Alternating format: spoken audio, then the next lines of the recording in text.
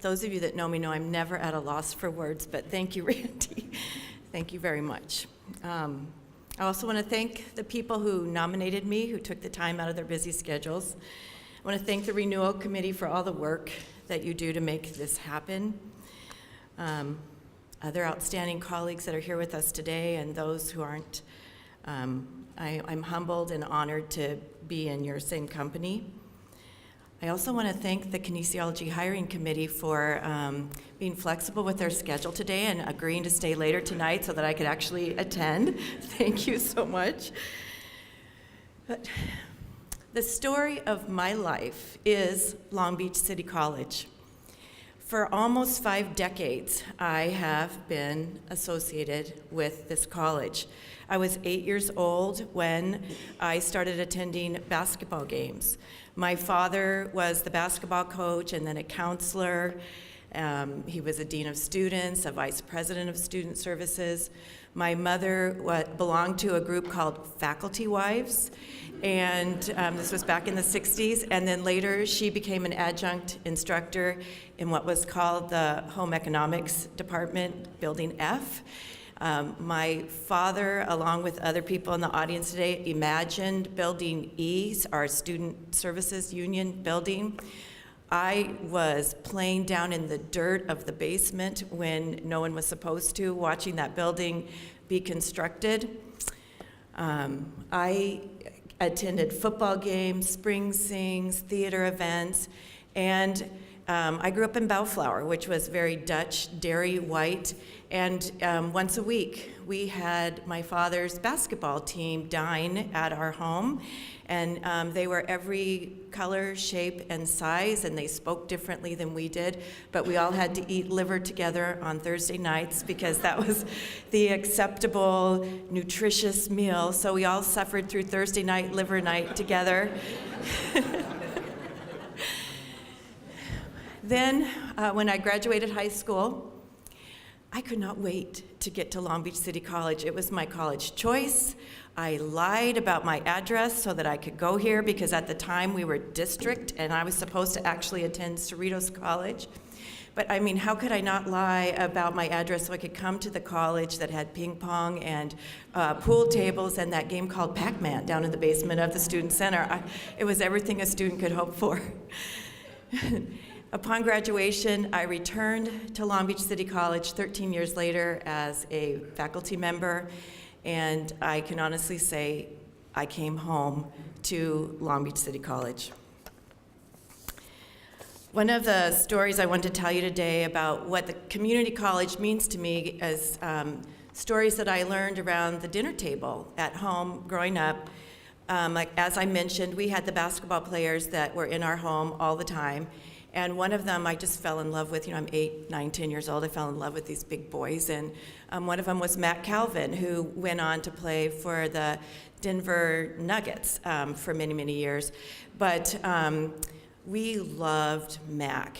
And one time after a basketball game, I was with my dad, and we drove Mac home. And remember, I grew up in Bellflower, and it was just peaceful and lovely, and we drove Mac into downtown Long Beach where there was bars on the windows, and it didn't look very nice to me. And I remember crying as a little girl saying, "Why are we leaving Mac here? This isn't where Mac should be." And my dad said, "I hope one day when you're an adult that people of every color, shape, and size can live together in the same neighborhood.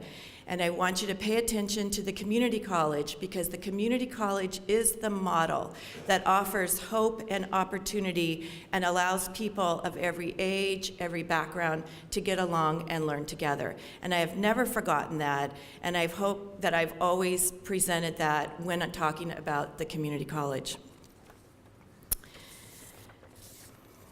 I think all of us in the front row know that we're only as outstanding as those that we're around, and those that inspire us, those who believe in us, and those who trust in us, and those who understand our heart.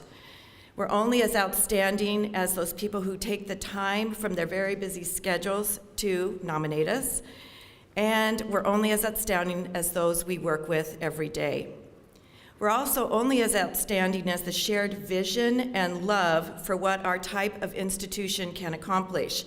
Only then can we move forward together as a team to work together for the student, for the project, for the committee, for the discipline, and for the college. I have been fortunate in my 25 years to be a part of a lot of teams. I was hired by Beverly O'Neill. I then was mentored by Wells Sloniger. I got to work with Stan Frankus and John Philpott. I also got to work with the team of student affairs, people who I am just so shocked to see Robert Hill here today, but Jerry Florence and Lynn Missahan and Jerry Carter have come back, so thank you so much. People here became my home away from home family, and that's Augie and Linda Luga. He was over here somewhere. Cindy Hanks, Camille Bolton, and at one time Luann, Eloy, Marilyn, and Jan Kehoe, Paul Creason. I probably could just say everybody's name, but I've worked with all of you in some way. Today, my team and family are the friends I've made in the Academic Senate, my friends in faculty professional development, my fellow department heads, my Zen girls, Randy, and mostly the faculty of the kinesiology and health department who were willing and brave enough to risk the changes that we made in the last 2 years. And even though we had no idea where we were going, we went there together and were very successful. So thank you for what we've done for our students and our discipline. I never had a doubt growing up that I wanted to be a teacher, to work with students, to build programs, and to build people. Those of us who walk through the doors of this institution every day, no matter what our title or position, have the awesome task of inspiring and lifting and opening up possibilities. Sometimes the politics and the pressures get in the way of our goals and we can get sidetracked and discouraged. Sometimes, I call it the negative committee in our heads, or the media can serve to distract us from our mission and cause us to lose energy, desire, and passion. Regardless of our title, all of us are teachers at Long Beach City College, and we must remember that we mold and we model for our students what it is we want them to know. So I'm going to read the words of Marianne Williamson, who I have this saying posted in my office and at home, and I give it to all the students who pass through my home and my office. Our deepest fear is not that we are inadequate. Our deepest fear is that we are powerful beyond measure. It is our light, not our darkness, that most frightens us. Playing small does not serve the world. There is nothing enlightening about shrinking so that other people won't feel unsure around you. We are all meant to shine. It's not just in some of us, it's in everyone. As we let our own light shine, we consciously give other people permission to do the same. As we are liberated from our own fear, our presence automatically liberates others. At Long Beach City College, we every day get to liberate others to realize who they are. I love Long Beach City College. I love Long Beach City College. I can be proud of and admire the ever-changing landscape of this institution, but it's not the buildings, it's you. You who continue to uphold the promise that we will work to build opportunity and instill hope for our students. There isn't one among us who doesn't represent the best of Long Beach City College. I feel so blessed to call you friends, to call you colleagues, to be among the outstanding. We are the lucky ones. Some people never get to do what we get to do here at this college. And so, as Doug Otto said in his opening remarks, this college affects us in so many different ways. And so no matter if we're still here working hard, if we're the alumni who love this place, if we're community members who have been touched by it, I'd like to say, once a Viking, always a Viking. Thank you.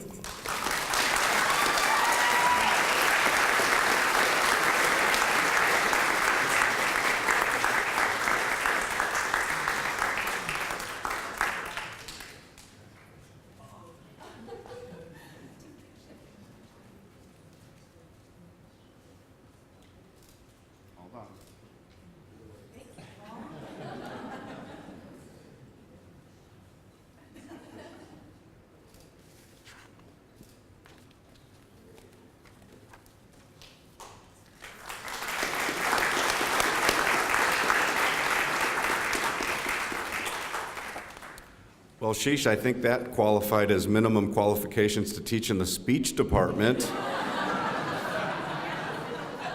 That was outstanding. Well done. I love the part of the story, Karen, that you told about community colleges and being the great equalizer. It really takes a special person to dedicate their life to the community colleges, and Karen has definitely done that. So congratulations again, Karen. Our next outstanding colleague is Jorge Ochoa, and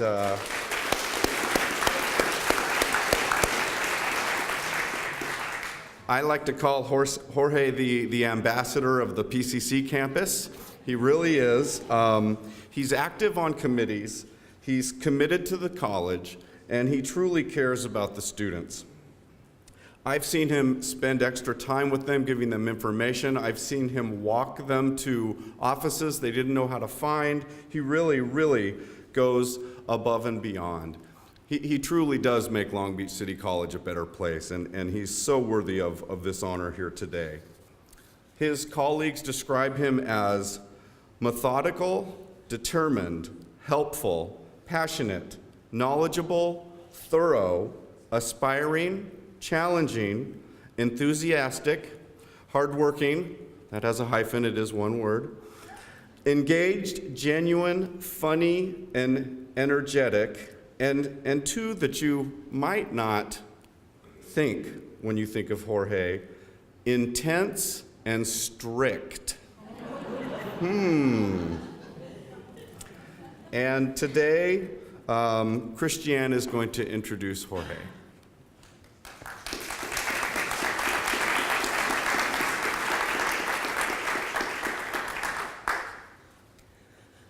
It is my great pleasure to be able to welcome everyone to honoring Jorge for these next few minutes. I'm still learning about Jorge. We are not the closest of friends. I actually learned from our little brochure that he went to Cal Poly Pomona, go Broncos, which is my alma mater as well. But I distinctly remember seeing Jorge for the first time when the new faculty were introduced because we had only hired one that year. He was alone. I came in with a cohort of over 30, so I had friends. He really has done this by himself. And I got to meet him, but it wasn't until maybe a year or two later when I'm driving home and listening to KPCC, NPR radio, when I hear an interview being done about some ferns that are being grown in Griffith Park.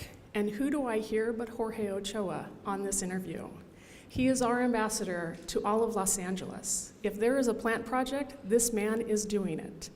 I can tell you that I rarely see him without a coffee cup in his hand and a smile on his face.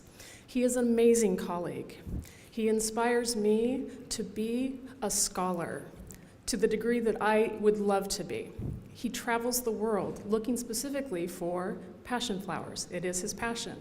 I even saw him last year at his 10-year party give the Board of Trustees and Administration a lecture on passion flowers. This man is a consummate teacher. He loves what he does, and he is stellar, and we are very lucky to have him with us. Thank you, Jorge.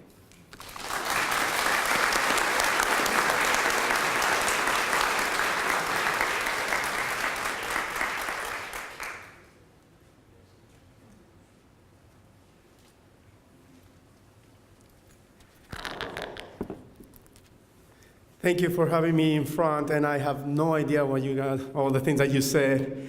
And I guess holding this in my hand, I should stop thinking that there was a mistake somewhere in the middle around my neck. And I can take the rest of this event to thank every single one of you, but I won't do that. I promise that I will stay under 3 minutes. And then I was also asked to write a speech. And I said, a speech? What for? Normally when I come up to the podium, I let things come out of my heart. And that's what I'm planning on doing today. So I definitely want to thank my entire LBCC family. And I think that's what we are. We are a family that we got to work together. In every family, there's arguments, there's anger, there are tears. And I think with my fellow senators, which they embraced me in the early years. We experienced all of that. It hasn't been easy. Have I wanted to throw my hands up in the air and say, forget it? Maybe not, but I got close. But there was always somebody out there that kept me on track, and I would like to take special time to honor those people. Brian Hasty, the brawn behind the program.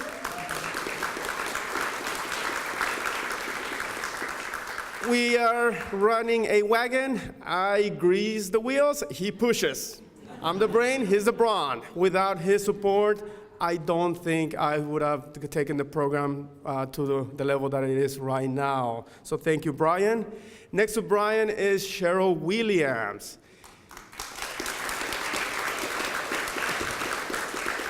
Cheryl thinks she gives me competition, but in a way, she does keep me on my toes. When we're having events at the college, she tries to compete with me, not knowing that I can slap two plants into one place and I can win. But thank you, Cheryl, for keeping me on my toes regarding all that. Steve Gary, I'm not sure if he's here. He kept me honest. If I were to walk out of my office before midnight, he'll say, go back to your office, it's not time for you to come out. And after 2 in the morning, he'll say, go home, you need to get 5 hours of sleep so that you can come back tomorrow and continue on. So thank you, Steve, for keeping me extremely honest. Camille Bolton, thank you for the coffee. Thank you. As you may have heard, I belong to every committee in the college.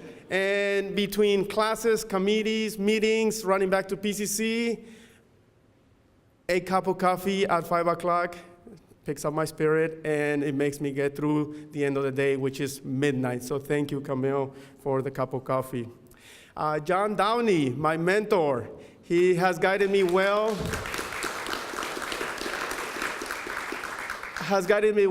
Through my experience with Long Beach City College. He's also responsible for introducing me to the Senate. So because of that, I get to join all these wonderful meetings, that I get to meet all these wonderful people, and I can spend a lot of time away from the gardens that I love so much.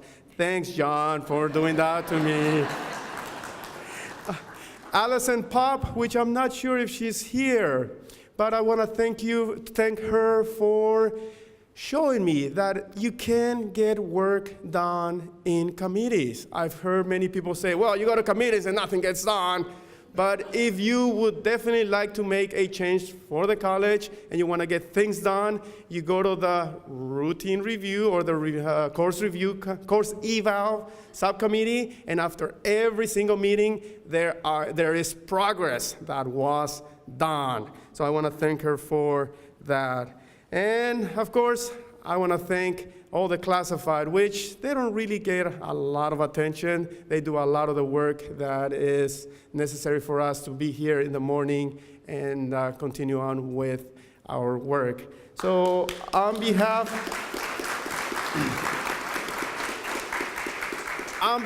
of the entire Pacific Coast campus, because there's not a lot of awardees from Pacific Coast campus, I will accept this nomination, and I will thank each and one of you that has helped me get to where I am, and hopefully we'll move the horticulture program forward. How? Since I am in the spotlight.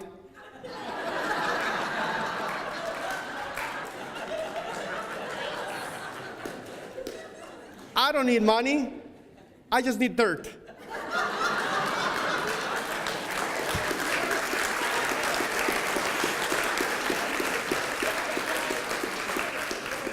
That ugly piece of land that you call the old child care center that I've been trying to grab for many, many years.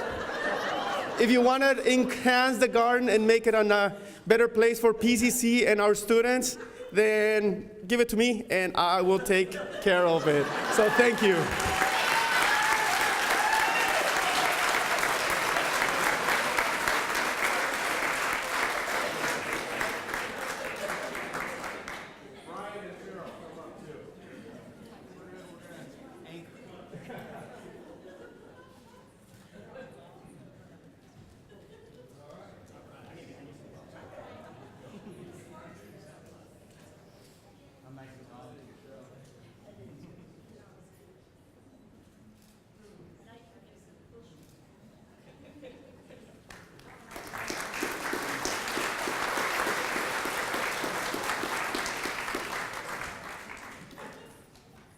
Thank you for the shameless plug, Jorge. And, I've really been dying to know what's going on with these flowers, too, and you walked right by them, didn't say a word about them. So, congratulations, well-deserved. Our final nominee today is Mary Olson Bell.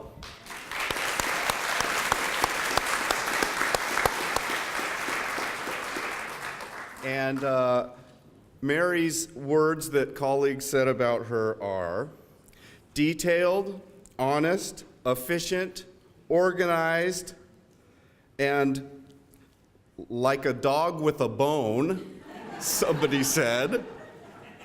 You don't get it moved forward until it's correct. Mary, congratulations, and I know that Sunday is here to introduce Mary this morning.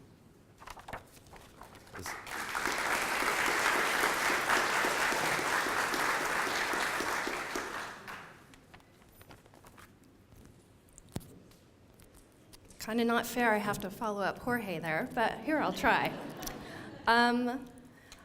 So when I received the email that Mob was chosen as an outstanding colleague, and I would come along with the committee to surprise her, I asked myself, Mob, when did I elect the Mafia? And then they explained it to me, and it made perfect sense. So when I was asked to write this speech to introduce her, it made sense to me to keep going along with that mob theme. So, here we go. Everyone at Long Beach City College knows that if you want something done right and done discreetly, you call the mob. I personally have had to call the mob with some of the most bizarre situations that have arisen. For example, there was a tutor who randomly went in one day to change his social security number and decided he was going to work in another center all on his own. The mob knew how to take care of that situation. She knows all of the specifications for the tutors and the student workers. I just had my first experience having to hire an LTE, and she explained all of the very specific details and the very long process that had to be followed. It was a lot to remember just for that. She knows so much more. I spoke with many of my colleagues about the mob, and we all came to the same conclusions. She is very efficient and knowledgeable. She is relentless in her pursuit of quick answers. And if she doesn't know the answer, which is quite rare, she knows somebody who knows somebody who knows the answer. She's accurate. We have never known the mob to make mistakes. In fact, she catches our mistakes. For example, some of us share tutors between the centers. And if one of us puts the wrong tutor level, she catches it and makes sure that we quickly correct our error, or else. She's also pleasant under the stress of a heavy workload. Many of us are pleasant, but we have our bad days too. However, none of us have ever seen or heard an unpleasant tone come from the mob, ever. She always has a smile on her face and in her voice. Here are some words that Julie Kosick used to describe her. She is a great asset to human resources and to me as the director of human resources. She is dedicated, diligent, and loyal. Her main goal is to ensure that human resources follows all policies, procedures, and business processes. Without her, much would not be accomplished in human resources. It is important to note that no classified supervisor, manager, administrator, classified confidential, or student would be paid without the work that she does. That's power. I remember when I was first hired here and I had to go sign my paperwork with Mary Olson Bell. She made me an offer I couldn't refuse. Julie went on to say that Mob often puts on hold her own needs to support the district. She is an excellent employee who demonstrates integrity and ethics every day. She's dependable, disciplined, honest, focused, and accurate. She cannot express her appreciation enough for her outstanding service and dedication to the college. So in conclusion, she's benevolent and chipper and wonderful, but don't get on the mob's bad side or your paperwork might disappear. Just kidding, she would never do that. Here she is, the mob, AKA Mary Olson Bell.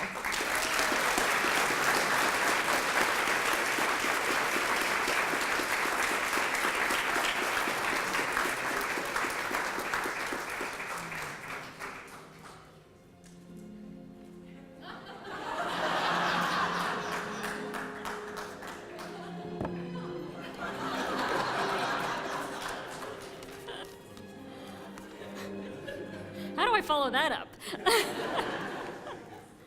I just realized, too, I made a mistake when I hyphenated my name. It made me the closer, and that's the worst place to be. I just wanted to let you know, this is my heartfelt thanks for everybody who nominated me, the Success Centers who make my job look easy, and for everybody else that has reached out to me and that expressed their appreciation and their sweet words and their support of everything I do. I also want to thank my family for coming out today and my mom for finding me this first job and making me stay here for the rest of it.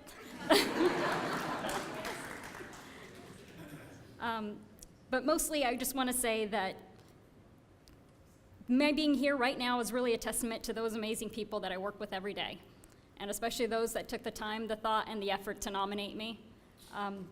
They have a hectic, busy schedule, but they inspire me to be just more like them and to remember to come out of the silo of my own little office and to try to be as inspiring as they are on a day-to-day work.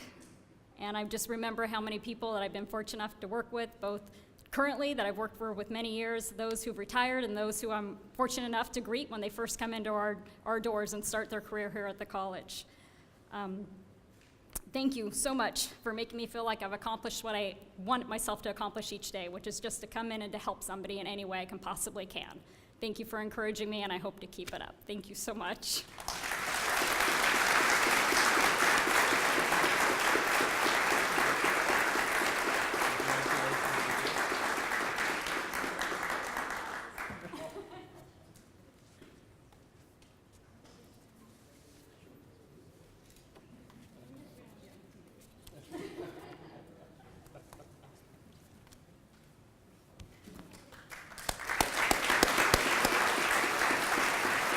One big round of applause for all of our outstanding colleagues.